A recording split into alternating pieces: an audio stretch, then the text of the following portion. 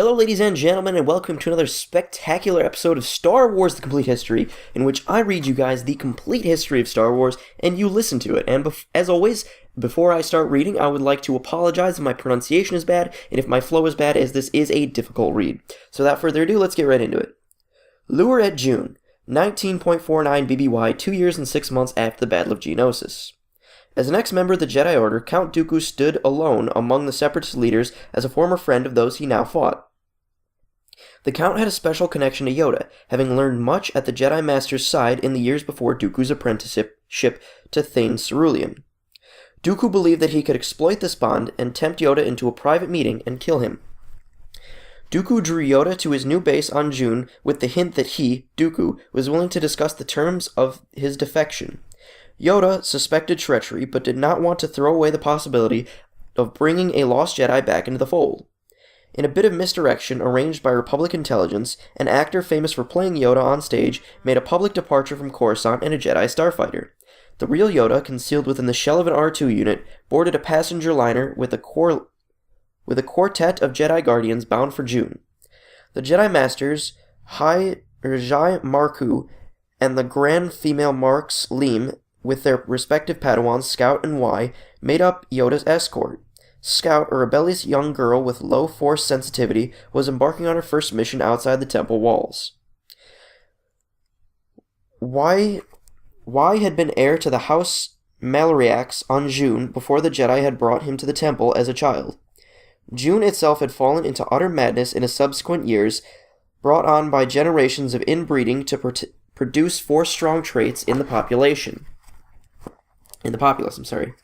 Commander Asajj Ventress, eager to please Dooku, tracked down the Yoda decoy and blasted his ship to shreds, taking the actor prisoner.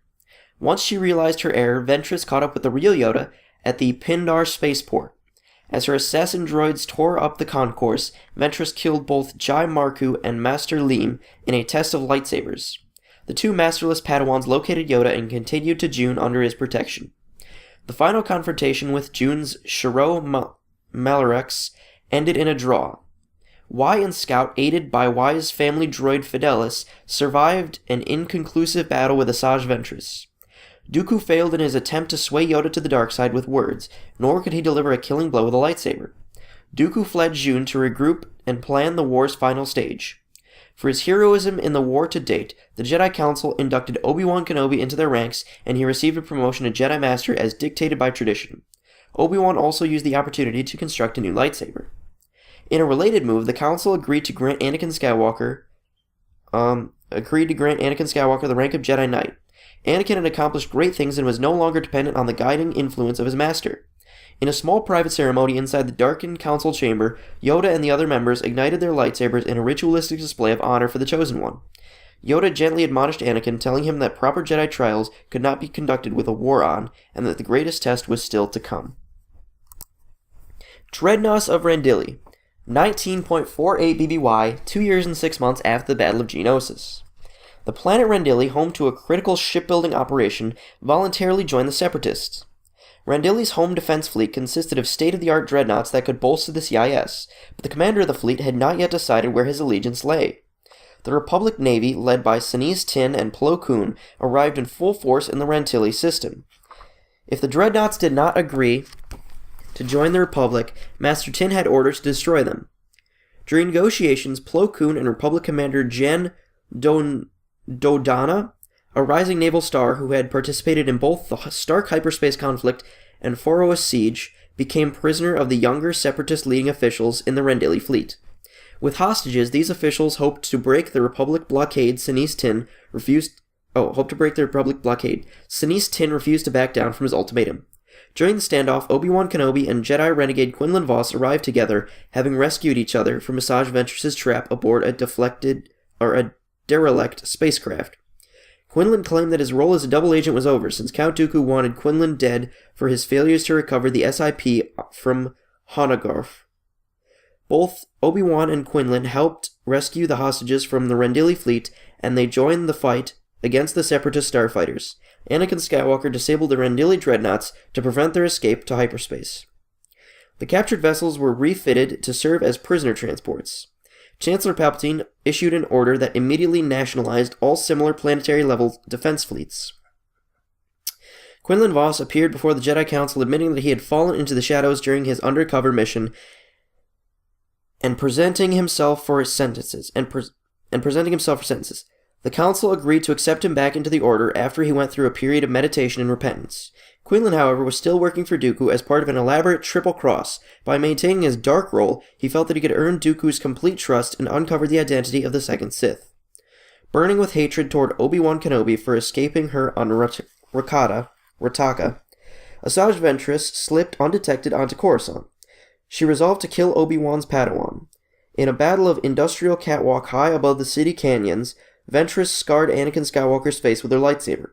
Anakin soon turned the tables, holding Ventress in a force grip above the abyss and letting her drop. Believed killed, Ventress barely survived by riding a thermal updraft. She escaped Coruscant soon after. The Outer Rim Sieges, 19.48 BBY, 2 years and 6 months after the Battle of Geonosis. For the first time since the war began, it appeared that the Republic had momentum on its side. Battles on Duro, Commodore, and Balmorra cleared the CIS from key holdings in the core colonies, forcing much of the Separatist Navy to retreat to the Mid and Outer Rim. Sora Bulk, the fallen Wequay Jedi, established a base on Saleucami, where he continued to serve the interests of Count Dooku. Bulk hired teachers from the elite Anzati Assassin School to train his own clone soldiers. Grown from the genetic material of Nikto Morgaki warriors, Jedi Master Thulm helped put an end to Bulk's plan. Months later, during the siege of Saleucami, General Quinlan Vos led a brutal ground assault intended to drive home the horrors of war to the Separatist combatants. The Confederacy reinforced its position within the Rim territories, particularly in its vast holdings on either side of the slice.